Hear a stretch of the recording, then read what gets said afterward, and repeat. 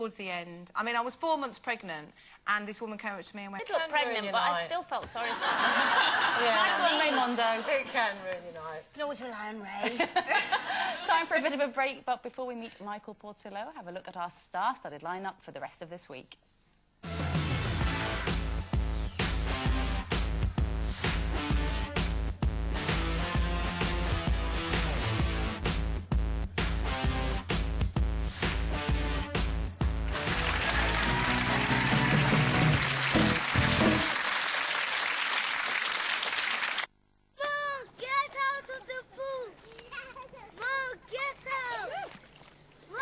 Maltesers, so light you'll need new ways to be naughty.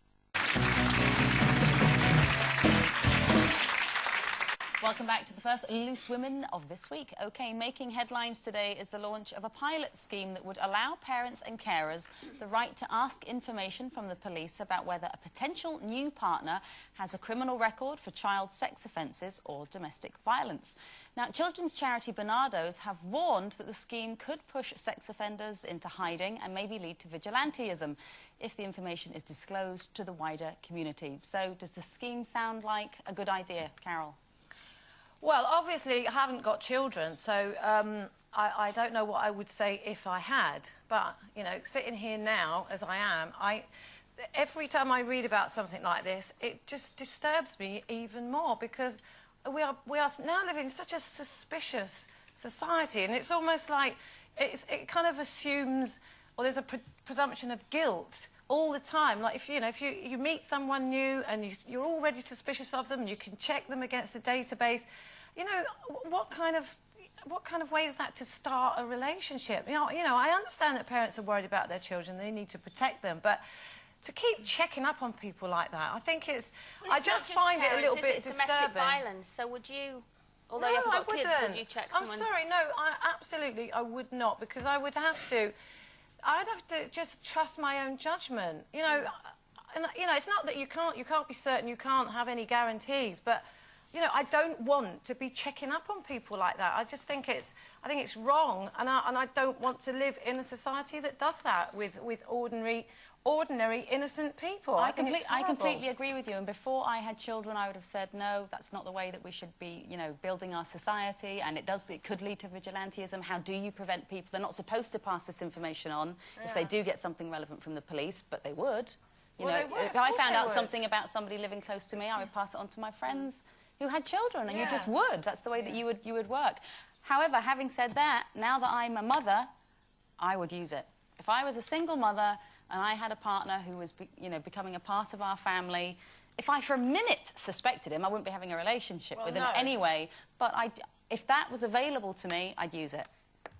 I would use it just to protect my kids. But would you tell it? Would you Well, tell what him? if you found out that he'd never be convicted anything, but he'd been suspected at one point but acquitted or just let off, it had just been a suspicion? That would put you off him, even though he was innocent. He'd been found innocent. Well, even if it was a false accusation? I'm afraid so, yeah. But I think when you're a mum, it's just that, you sort know, of that I agree. Lioness instinct. I agree, but as a single mum myself, and I think, you know, the relationships that I've had, I mean, for me, I've never actually met anybody that I didn't know before. You know, no sort of strangers have come into my life and I've thought, oh, I've got to know about this, I've got their parents, all this.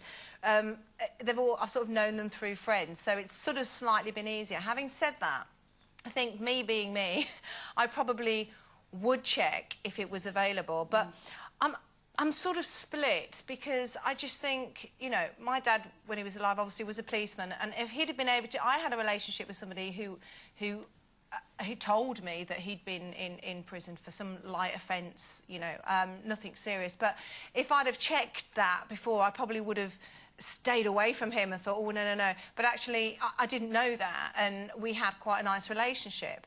And the other half of me, the reason I'm so split is because I do know somebody who, years ago, who actually was falsely accused.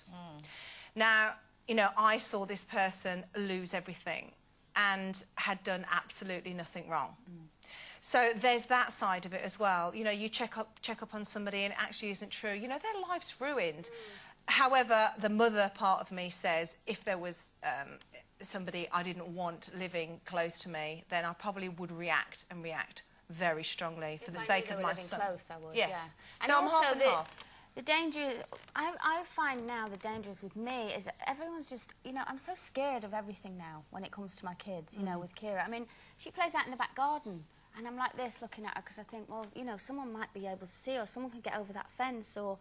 And I really, really fight to not get so paranoid that I'm wrapping her up in cotton wool because where is it going to end? You know, you let your kids go back to friends' houses after school for tea. Yeah. What's the next step? We start going, well, I need to do a police check on you before she can come back for chicken But why do you nuggets think and that chips. is? I mean, Because I think it is, you know, it's all getting out of control. But why? The fear is Because in it most runs cases into greater us. than the reality of the Absolutely. threat. And, you know, I think people are too scared and they are over-paranoid. And I think, you know, sometimes it's completely out of proportion. But like you say, what can you do? And you also remember as well, the statistics I've read about this over time is, you know, a high percentage is people that they know.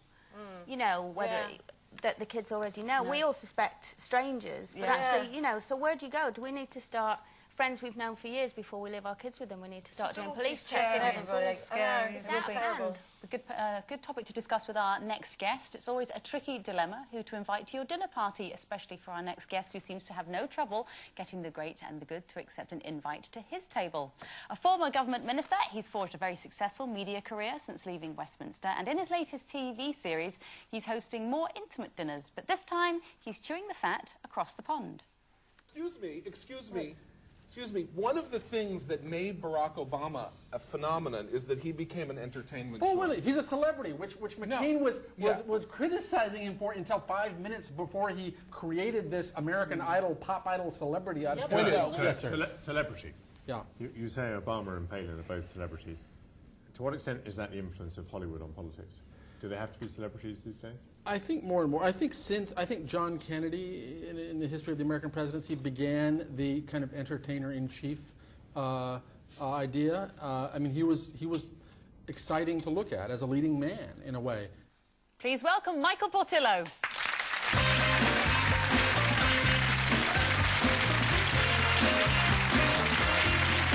Lovely to see you. How are you all? You all well? Sorry about the foot. Don't tread on her feet. No. It's very large under the table. Yes, all right, thanks. Enough said. I know. Poor man of many talents, some hidden. So, do you do the cooking yourself? Do you No. You just get to do the guest list, do you?